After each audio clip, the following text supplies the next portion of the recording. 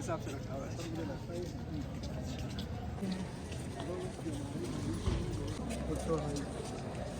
पहले उस काल में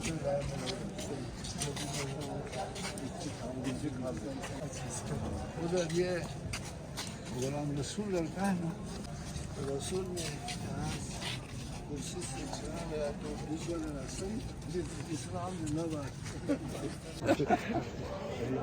गोल्डन जुबली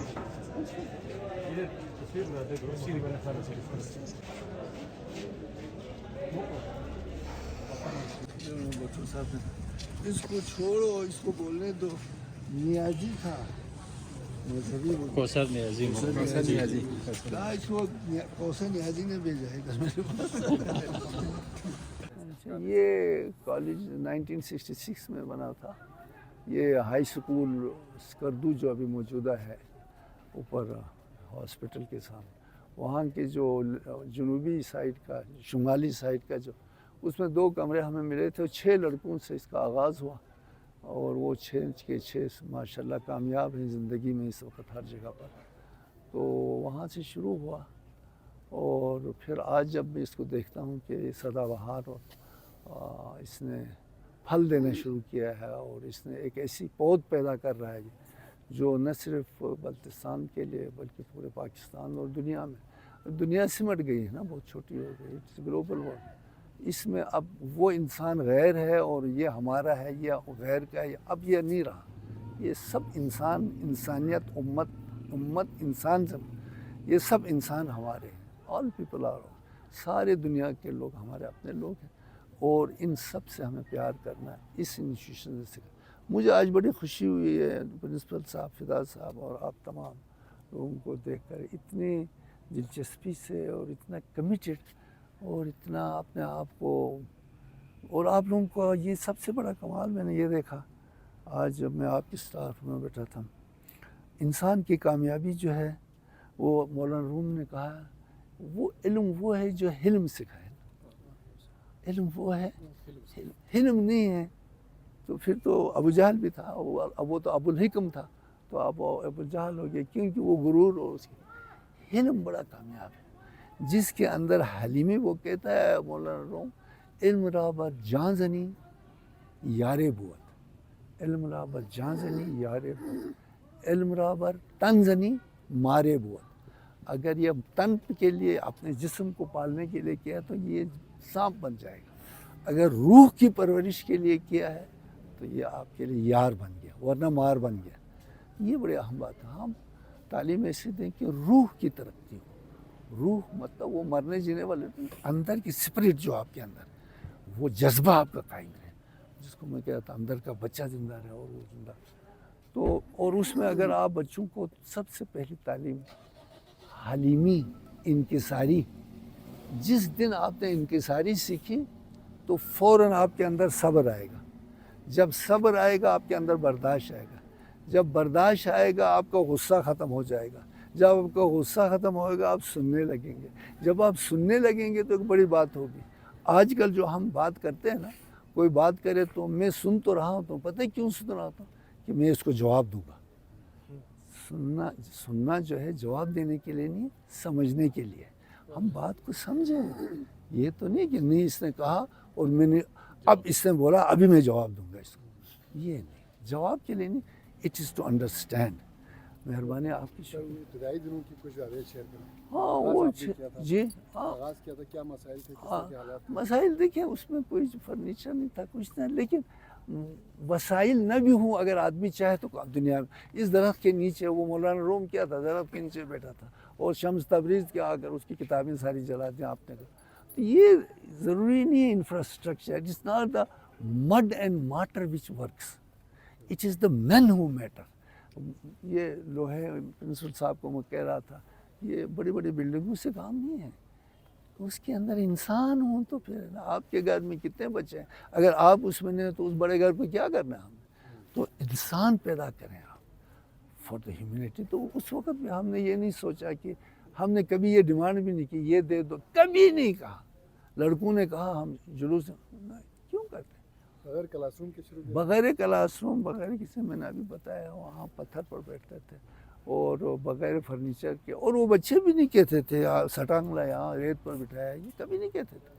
یہ وہ بچے کس پوزیشن پہ ہیں؟ بہت بڑی بڑی پوزیشن پر یہ سارے. آپ میں نے گن کے بتایا, یہ غلام صاحب پرنسپل رہے, یہ اپوسودہ اتنا بڑا قابل آدمی ہے. اب آج دیکھو نا ریڈیو کون بول سکتا ہے ایسے. وہ شیر علی یار, ہاں شیر علی, وہ ہاں. اور یہ سارے یار بڑے بڑے, کس کا نام ہے, چیف انجینئر, ڈاکٹرز جگہ جگہ مجھے ملتے ہیں, کہتے ہیں ہم آپ کے, میں تو پہچانتا نہیں. یہ ہونا چاہیے. اٹس ناٹ اونلی کہ وہ یہاں سے جا کر بڑے عہدوں پر گئے, یہ ہے کامیابی کا ایک ذمہ, لیکن اصل میں کیا وہ انسان ہے؟ اصل پوائنٹ یہ ہے یار. یہ تو نہیں کہ آپ اگر اس کا معیار یہ رکھیں گے کہ یہ پوسٹ پر گیا اور یہ پوسٹ پر, یہ 19 سکیل میں گیا. یہ scale is not the criteria, it is your inner self. آپ کے اندر شرافت, انسانیت, صبر, تحمل, حلم کتنا ہے. تو ہم نے اس میں یہ نہیں سوچا کبھی کہ یہ استاد نہیں ہے, لیکچرر نہیں ہے, فلان نہیں. مجھے یاد ہے حبیب الرحمان, وہ جو کمشنر تھا نا, اس کو اس لیے ہم نے ڈرامہ کیا تھا اس کو دکھانے کے لیے, یہی 6 بچوں کے ساتھ. اور اس میں پولیٹیکل ایجنٹ بنات گل کے بیٹے بھی تھے. تو وہ چونکہ فائنینس ڈویژن سے لیکچروں کی پوسٹ نہیں آ رہی تھی, ایک ڈرامہ جس میں وہ سودے بھی تھا, تو ان کو ہم نے بٹھایا تھا اسٹیج پر. وہ کمشنر وغیرہ ادھر بیٹھ کر دیکھ رہے تھے. تو وہ کہہ رہے تھے, وہ ایک فائنینس افسر بن گیا, ایک ایجوکیشن کا بن گیا, ایک وہ وغیرہ اپرول والا. وہ فائنینس والا کہتا ہے آپ کو کیا چاہیے کالج کے. لوگ کہتے ہیں جی ہمیں لیکچرر نہیں ہے یہاں, ایک بھی لیکچرر نہیں تھا نا. تو کیا مشکل ہے جی؟ مشکل کوئی نہیں, آپ اپروو کریں, فائنینس سے اپروو کریں تو اپرووڈ ہے. کیا اپرووڈ دیا جی؟ وہ کہتا ہے عباس آج سے اپرووڈ ہے. آپ ایم اے کتنے کلاس کا تھا؟ 16 کلاس. آپ ایک 16 والا نہیں لگایا, 8 والے 2 لگا لیں. 16 ہو گیا. تو آپ یہ کیوں خرچہ کرتے ہیں؟ 16 والا لگاتے ہیں, 8ویں جماعت کے 2 لگا لیں. آپ لوگ ہمیشہ فضول خرچہ کرتے ہیں, فائنینس کے عباس کے ہمیشہ فضول پیسے. آپ جو کام آسانی سے 8ویں کے پاس 2 لگا دیں, بس لیکچر ہو گیا. تو اس قسم کے مذاق کر کے اس کو ہم نے اس نے کہا, اسی وقت کہا اسے, میں یہاں سے جاتے ہی آپ کو. اور پہلی بار 3 لیکچرز آئے یہاں, ایک میں تھا, ایک گلرحمان صاحب تھے, ایک حنیف صاحب تھے, چوتھا مولوی سلیم صاحب کو میں نے یہاں یہ میں نے اوپر لائبریری لگایا تھا. وہ کراچی سے نئے آئے, تشریف لائے تھے. بہت اچھا آدمی تھا, بڑا عالم فاضل آدمی تھا. بہت بات میں چلو جی, ہو گیا آپ کا کاروائی ہو گیا. پروفیسر خواجہ مہرداد صاحب ہمارے استاد رہے. آپ وہ شخصیت ہیں کہ جنہوں نے اسکردو میں جب کالج, جس طرح سے ہمارے بورڈ سے بھی ظاہر ہے کہ جب یہ 1966 میں جب کالج کی ابتدا ہوئی تو اس وقت یہ کلیدی کردار ادا کیا تھا انہوں نے. بنات گل خان آفریدی اس زمانے کے پولیٹیکل ایجنٹ تھے. تو اس زمانے میں یہ ابتدائی دنوں میں جب شروع ہوا تو یہ صاحب تھے, یہ خواجہ مہرداد صاحب تھے جو اس وقت یہاں پہ مین کردار ان کا بھی تھا. تو انہوں نے 6 بچوں سے کالج شروع کیا. ہائی اسکول نمبر 1 میں, جہاں آج کل جو بورڈنگ ہاؤس ہے وہیں پہ شروع کیا تھا. اور ان کو راشن, ان کو کپڑے اور ان کو کتابیں سب فری دیتے تھے. اور انہوں نے یوں تو ان کا سبجیکٹ پرشین تھا, لیکن انہوں نے کالج میں تقریباً ہر سبجیکٹ پڑھایا. خاص طور سے انگریزی پڑھاتے تھے. اور یہ سوشلی اتنا ان تھا اس معاشرے میں, یہاں کے تمام بااثر حلقوں میں ان کا ایک نام تھا, چونکہ یہیں کے رہنے والے تھے اور ان کے والد صاحب بھی یہیں پہ تھے. تو انہوں نے بڑا رول ادا کیا یہاں پہ کالج کو اسٹیبلش کرنے میں. اور آج کل جہاں پہ ڈسٹرکٹ کونسل ہال ہے وہیں پہ پھر اسے کالج کو وہاں شفٹ کیا. اس کے بعد کالج کو وہاں سے اسی بلڈنگ میں لایا. تو یہ مختلف ادوار میں پرنسپل بھی رہے, اور اس کے بعد یہ سیکٹری ایجوکیشن رہے. پھر اسلام آباد میں کسی ادارے میں یہ ایز اے ڈائریکٹر وہاں پہ تعینات رہے. اور اس کالج میں بچوں کو ابھارنے میں اور بچوں کو اس طرف کاغذ راغب کرنے میں ان کا بڑا ہاتھ ہے. میں ڈائریکٹلی ان کا شاگرد رہا ہوں.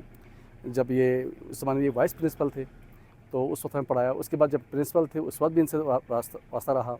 اور جب ہم 98 میں لیکچرر لگے تو اس وقت یہ سیکٹری ایجوکیشن تھے. اور انہی کے ہاتھوں سے ہم اپوائنٹ ہوئے تھے پی ایس سی سے آ کے.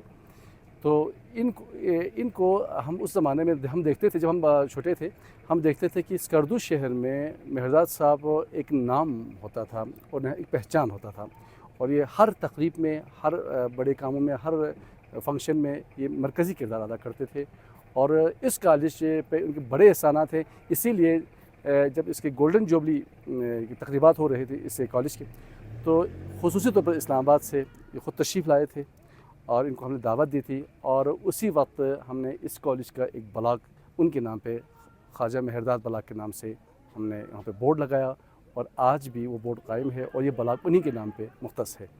تو ان کی بڑی خدمات ہے اس کالج میں ایجوکیشن کے حوالے سے، اور اس کے علاوہ بھی ہمارے کیڈٹ کالج کے قیام میں اور اس کی ڈگری کلاسوں کے چلانے کے حوالے سے ان کا بڑا رول ہے۔ انہوں نے بہت سے ایسے کام دنوں میں کیے ہیں جو سالوں میں نہیں ہوتے، یہ ہم اس کے چشم دید گواہ ہیں۔ بہت عظیم شخصیت ہیں، اللہ تعالیٰ ان کو زندگی عطا کرے۔